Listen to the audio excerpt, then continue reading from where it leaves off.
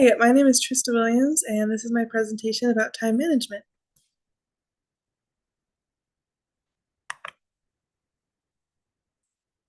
Firstly, I would like to talk about time analysis. This is the first step in knowing how to better your time management. Things that you can do is creating schedules, setting goals, specifically SMART goals, as I have included at the bottom of the slide. Those are goals that are specific, measurable, achievable, relevant, and time-bound.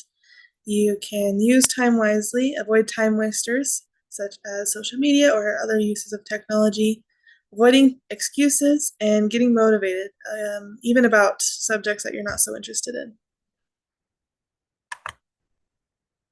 Roles and goals. During this section of the unit, we talked about the different roles that everyone has and goals that they can have as a result of those roles.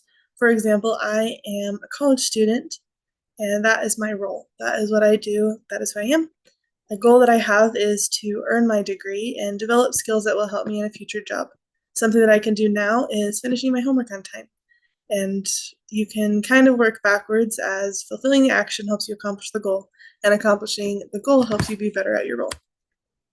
A semester calendar is something that is on Canvas, and it's available for all students enrolled in their classes. It has all of the important dates and classes and assignments and tests and exams and those kinds of things on there. And it's important to add jobs or other events that you have to make sure that you don't overbook yourself or overwork yourself. This is really helpful for me this semester. Study schedule. I was not very good about this semester. It's important that you have at least 2 hours of study time for every class that you have. So if you have a 1-credit class, you should be studying 2 hours outside of class. And I found it interesting that 75% of knowledge is lost within 24 hours after class. So you have to be sure to make sure you're reading those notes right afterward. Some strategies you could do to better study is studying in 1-hour blocks, switching subjects, doing the difficult subjects first while you still have energy to do them, planning rewards, and working ahead so you have a little bit of a buffer zone if you don't feel like doing your homework. Habit formation. You are 2 to 3 times more likely to make a habit when you have a plan. So it's important to be able to tell someone or say it out loud and make a plan that you're going to start a habit, because then you'll actually do it. For example, you can say, I will blank at blank in blank. For example, I will eat breakfast at 8 a.m. in my dining room.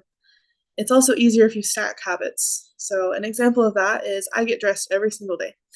And a new habit would be making breakfast, because I don't always make and eat breakfast. So I could say my new habit would be making breakfast right after I get dressed in the morning. And it's easier to establish that habit because I already have a good habit to build it off of. To-do lists are lists of things that need to be done, and you can prioritize them in A, B, C priority system. So things that are A priority are things that need to be done that day. B is it would be really nice if they could get done that day. And C is it's okay if it's not done today. It's not very time sensitive. I know mistakes days when all of the to-do list items are marked off. And it's nice to be able to make to-do lists, because then you have less things to worry about because you have all of the things written down on a piece of paper. Weekly schedules are nice to be able to look ahead, plan around important events and tasks, and creating a master schedule. This is kind of like our semester calendar that we had, but it's every week. We can schedule our week and know what we're going to do. So that includes classes, work, set events, homework, eating, sleeping, free time. So you want to plan your classes, work, and set events, those things you can't move around, and make sure that you always leave time for homework, eating, and sleeping, and lastly, free time so you don't get burnt out. Procrastination is really difficult to avoid. For example, my biggest things are difficulty concentrating, focusing on my assignments, feeling motivated to do them, or even finding the task boring. Those are some things, and there's other things listed here as well, that make procrastination really difficult. Yeah. If you click on this, what make time for what is important, that will lead you to a link on YouTube that shows why you should be scheduling things that you find important. So if exercise is important, schedule it. If Hanging out with friends is important, you need to schedule it. If doing homework is important, schedule it. So I would invite you all to think about what is important to you. What do you want to become? And what can you do now to accomplish your goals? And I know that as you think of those things, you can set goals that are meaningful and that they will help you become a better time manager.